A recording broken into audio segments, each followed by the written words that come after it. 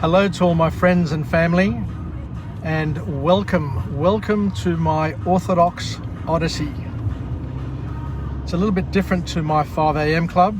My Orthodox Odyssey is a vlog which is dedicated to my Greek Orthodox faith, and I want to talk to you like a big brother, not like a spiritual father, not like a priest, not like a grandparent, but like a big brother, and just let you know what I know in terms of the details about our faith, to help you understand and process and know what the benchmark is and the baseline, and then for each and every one of us to make our own decisions as to what we believe and what we'll follow and what we'll just discount and not consider important.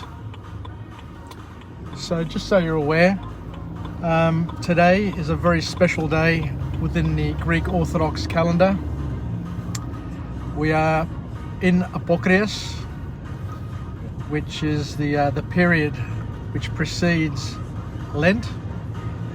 And Lent for the Greek Orthodox is a period of 40 days which extends from Katheri Deftera, which is not this Monday but the following Monday, all the way to the Friday before Lazarus Saturday, which is when Holy Week commences. Unlike the Roman Catholics have their Lent, but their Lent is 40 days, which ends, or which is broken, the fast is broken, or that period is broken on Easter Sunday. But the Greek Orthodox are different, because we have a period of Lent, and Lent is a preparation period of 40 days, which precedes Holy Week. So to give you an understanding of the difference between the Roman Catholic practices and the Eastern Orthodox or the Greek Orthodox. So I'll talk about Greek Orthodox because that's what I understand, that's what I follow. And that's basically my faith.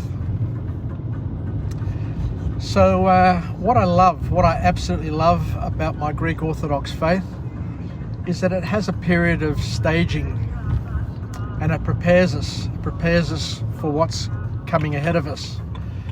And just like our life prepares us for our afterlife or for our spiritual life, so too the Greek Orthodox faith takes things very seriously and stages things for us and prepares us for what is to come. And the reason I say that is Apokrias is the Greek Orthodox equivalent of Mardi Gras, and it's the period which prepares us for Lent. So Apokrias, the very word Apokrias means apokreas. It means the end of meat eating for a period, not for life, but for a period. Apokreas. So the stopping of meat. Just like Mardi Gras means the end of fat or feasting.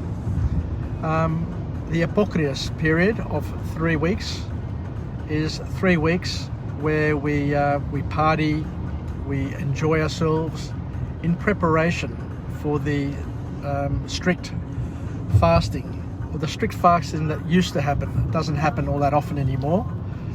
But for practicing Greek Orthodox Christians, there is a benchmark and a baseline that people are asked to follow, and it is still very strict. But when I say it's strict, I mean it's strict in terms of what you can do and what you choose to do. Because at the end of the day, the most important thing to happen during this period is to have a relationship, a spiritual relationship with a spiritual father who you can talk to, and he can advise you on what your best plan of action is.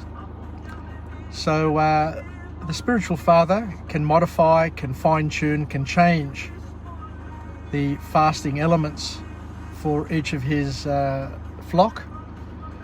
But what I will do today is I'll just discuss and go through what the benchmark is. So assuming that you didn't need to change your fasting regime for specific reasons, this is what the church has put forward. So what happens is, in the 3 weeks preceding Katharina Deftera, or the Lenten period for Greek Orthodox, the first week you basically eat whatever you want. The second week, so we're about to go into the second week this week, and today is called Meat Fair Sunday. Diskriatis, which means Meat Fair Sunday, which means as of today, as of the end of today or sundown today, we cease eating meat, and it's called a carnival period, meaning the ending of eating meat. So as of this afternoon, so for me, I'll try and practice my faith, and I've been doing it for a number of years, especially the fasting aspects. Because of my level of OCD, I really do enjoy having rules and following rules, and detoxing myself from certain elements in my life, the foods I eat, the thoughts that I process, the bad habits that I've accumulated. So what we're saying here is that as of sundown tonight, we stop eating meat. And the reason why we stop eating meat first is because it's a phased approach. So phase 1, for those who choose to participate, and not everybody has to, but I'm just saying that these are the canons, or these are the requirements of the church if you want to follow the rules, so to speak, or the practices that have been handed to us. We haven't made them up. These are things that have been handed to us from Christians who have come before us. Our parents may have followed them, our grandparents may have followed them, ancestors may have followed these rules. So let's just find out what the baseline is, what the standard is, and then at least we understand. Because my mother always used to say to me, she used to say when I was a young man, even when I was an adolescent, or even in the early years of my marriage, she would always say, "Son, you're not good enough at the moment to uphold the Greek Orthodox fast." And it's good to acknowledge that, she said. It's important to acknowledge what your strengths and weaknesses are. But one day, you may have the strength and the capability to do it. So before that day comes, she says, I want you to understand what the requirements are, and then you can either live up to those requirements or choose not to accept them or not to do them. But it's important to know and acknowledge what is required of us. So that's the sort of discussion that I want to have today. I'm not forcing anybody to fast. I'm not forcing anybody to do this or that. I don't want to be up here to be a Bible basher. All I'm doing is discussing and running you through what our cultural and traditional background is, and for each and every one of us to make our own decision. So the way it works is as follows. From today sundown, we stop eating meat, and when we say meat, we mean beef, chicken, lamb, and pork. Those 4 categories are stopped from today. So during the week, so from sundown to sundown next Sunday, what we are permitted to eat, and once again it's a choice, is that you can have fish, can have shellfish, you can have dairy products, you can have eggs, you can have oil, you can have alcohol.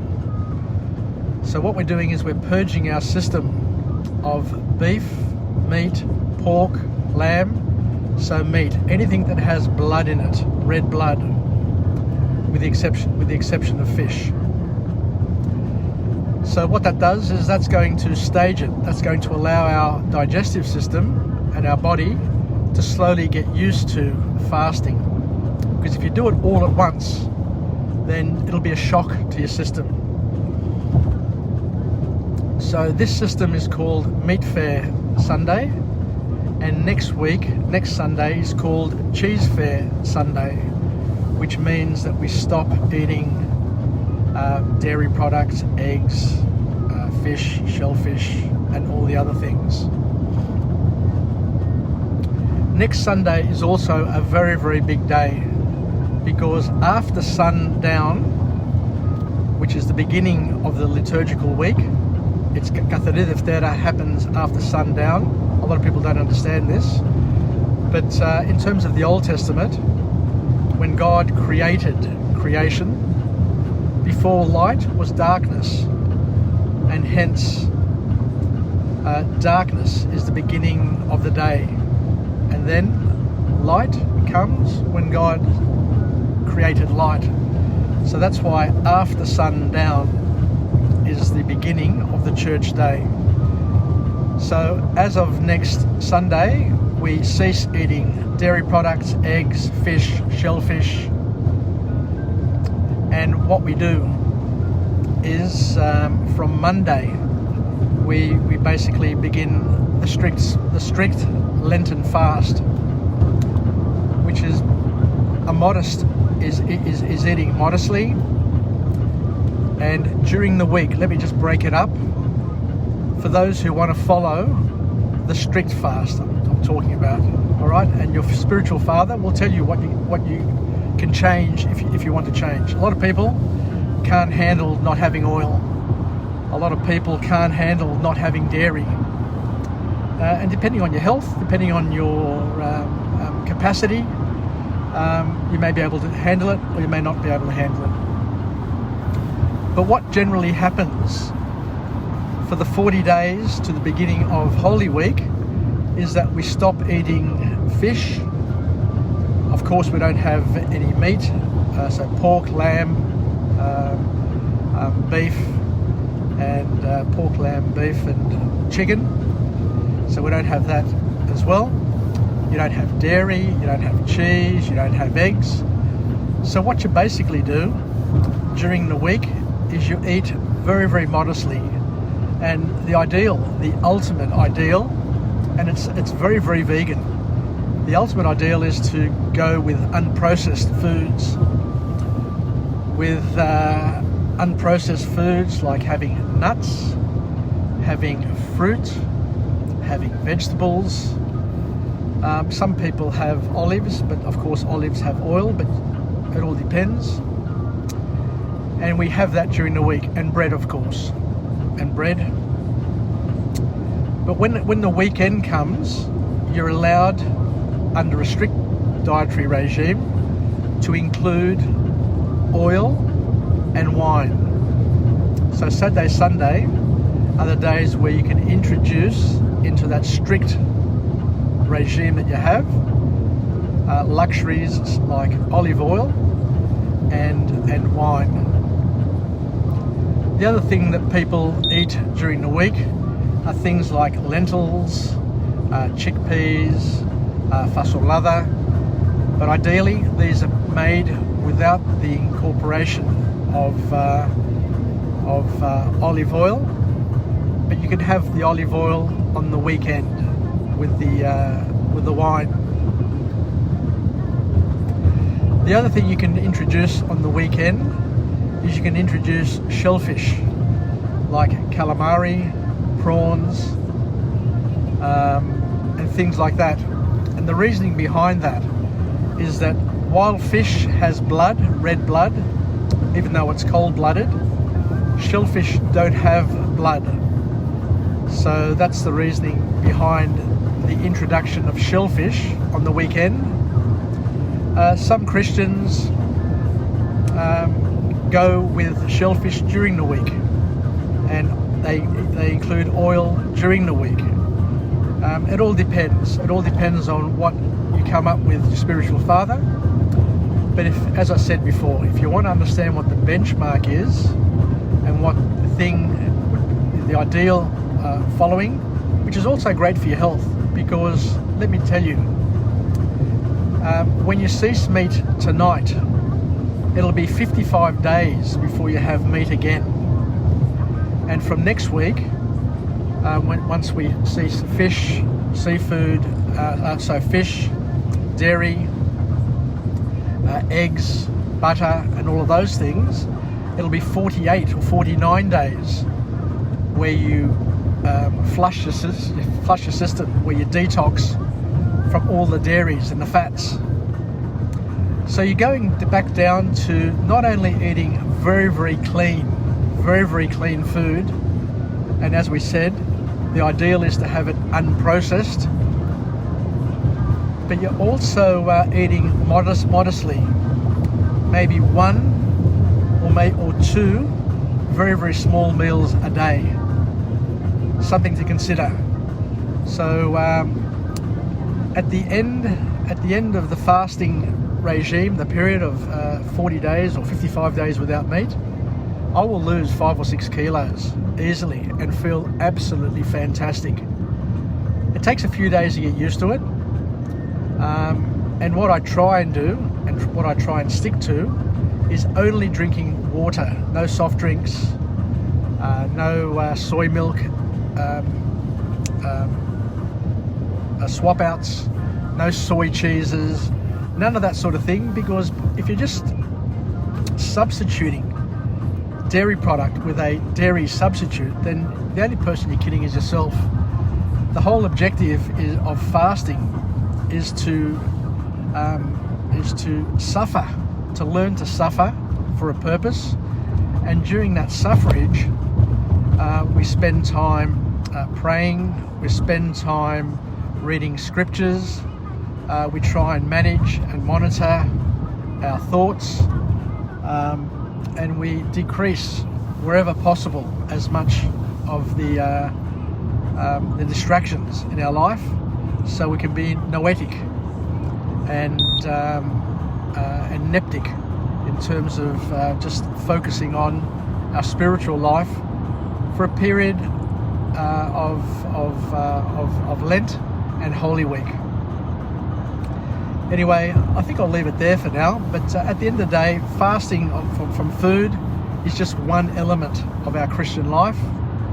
We also need to fast from other things, from saying mean things, being mean, having mean thoughts. But one thing before I forget is that next Sunday evening is Forgiveness Sunday, and they have a beautiful service at the Archdiocese there at Redford, Cleveland Street, where everybody's invited to go, but very, very few people turn up. Either they don't know about it or they don't care about it. But all the priests of Sydney, all the Greek Orthodox priests of Sydney attend that service, and it's a service, a very, very beautiful service, where the priesthood, the Archbishop, asks forgiveness for things that they have done, things that they've said, or things that we've been offended by, and vice versa.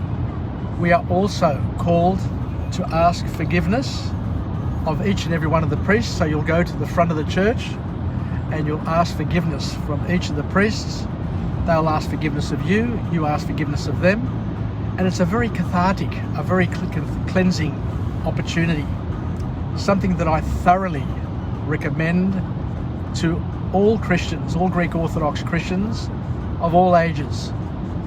And that happens, I think, 6:30 or 7 o'clock next Sunday at the Archdiocese. So my advice is get in early because of COVID, and get a seat and be part of this wonderful procession of priests, and to hear the priests asking for forgiveness, and also you seeking forgiveness. We are also on Forgiveness Sunday asked to seek forgiveness and offer forgiveness to all of our friends and family, and to I just missed the turn off, so that I'm talking too much. To ask forgiveness of each of our friends and family and relatives, and basically ask them to forgive us for things that we've said, things that we've done, that we both know and we don't know. Because you don't know. You just don't know what pisses people off, what offends people. Anyway, I think I'll leave it there. So thank you very much for joining me on my Orthodox Odyssey, a different style of vlog, but a vlog that I dedicate to my faith. Γεια σας, φιλάκια, and we'll chat again. Bye for now, και τα λέμε. Και καλή δύναμη to all of those who are going to take on the challenge of fasting, and I wish you all the very best during these tough times, these trying times, but make the most of it and enjoy your family, and whatever you can do is to live, learn and pass it on to the children and to those that you love, and be a source, to be the source of the truth, the source of tradition, the source of custom, and the person that people want to come to in order to benchmark and understand what is the requirement. So that's basically it. Thank you. Γεια σας και τα λέμε. Bye for now.